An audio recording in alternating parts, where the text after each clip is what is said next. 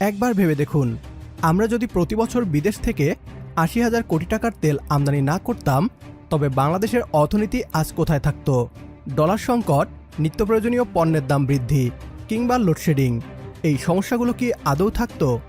৩১ মে ১৯৮১ সাল, সিলেটের কানাইঘাটের ৮ গ্রাম ১ নম্বর কূপ থেকে আনুষ্ঠানিকভাবে খনিজ তেল উত্তোলনের সব প্রস্তুতি শেষ, কিন্তু ঠিক উদ্বোধনের আগের রাতেই ঘটে যায় এক নির্মম ইতিহাস। শহীদ হন তৎকালীন রাষ্ট্রপতি জিয়াউর রহমান। আর ঠিক তারপরই রহস্যজনকভাবে চিরতরে বন্ধ হয়ে যায় সেই তেলের খনি। ৪৪ বছর ধরে মাটির নিচে চাপা পড়ে আছে শত শত কোটি টাকার খনিজ সম্পদ। কিন্তু কেন? শুধুই কি প্রযুক্তির অভাব, নাকি এর পেছনে জড়িয়ে আছে দেশি বিদেশি এক শক্তিশালী মাফিয়া সিন্ডিকেটের হাত? চলুন আজ উন্মোচন করি কানাইঘাট তেল খনির সেই শিহরিত সত্য।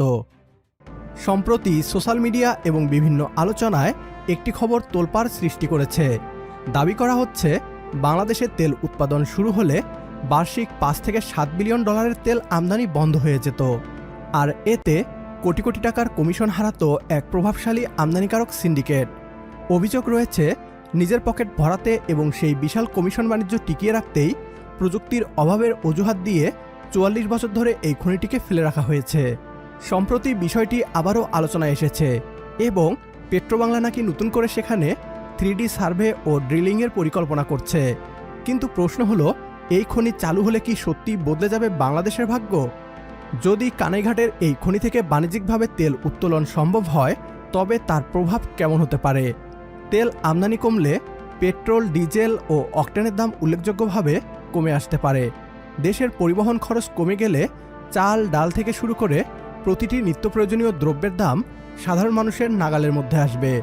সস্তায় ডিজেল মিললে কৃষকের শেষ খরচ কমবে, আর বিদ্যুৎ কেন্দ্রে নিরবিচ্ছিন্ন জ্বালানি নিশ্চিত হলে লোডশেডিং প্রায় শূন্যে নেমে আসবে। বছরে শত শত কোটি ডলার বেঁচে গেলে দেশের বৈদেশিক মুদ্রার রিজার্ভ শক্তিশালী হবে। তবে এক্ষেত্রে কিছু প্রতিবন্ধকতাও আছে। ভূতাত্ত্বিক বিশেষজ্ঞদের মতে সুরমা বেসিন বা সিলেটের এই অঞ্চলগুলো মূলত গ্যাস ডমিন্যান্ট, অর্থাৎ এখানে গ্যাসের উপস্থিতিই বেশি। ১৯৮১ সালে বা পরবর্তীতে হরিপুরে কিছু অপরিশোধিত তেল পাওয়া গেলেও তা ছিল সীমিত। এছাড়া খনিজ তেল মাটির নিচে পেলেই তার সাথে সাথে ব্যবহার করা যায় না। এটিকে পরিশোধনের জন্য প্রয়োজন বিশেষ ধরনের রিফাইনারি, যা আমাদের বর্তমানে খুবই সীমিত। তাই পেট্রোবাংলা এখন যে 3D সার্ভে করার কথা ভাবছে, তা থেকে জানা যাবে আসলেই সেখানে বাণিজ্যিকভাবে উত্তোলনযোগ্য তেলের মজুদ আছে, নাকি তা সময়ের সাথে নিঃশেষ হয়ে গেছে। ৪৪ বছর আগে যদি সত্যি সিন্ডিকেটের কারণে এই তেলকূপ বন্ধ হয়ে যায়, তবে তা ছিল দেশের অর্থনীতির বিরুদ্ধে এক চরম অপরাধ।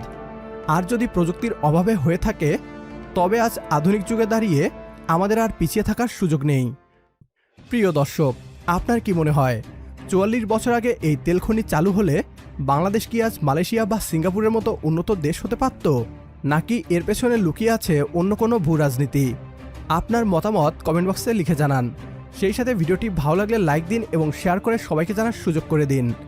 পরবর্তী ভিডিও দেখার আমন্ত্রণ জানিয়ে বিদায় নিচ্ছি আজ। আল্লাহ হাফেজ।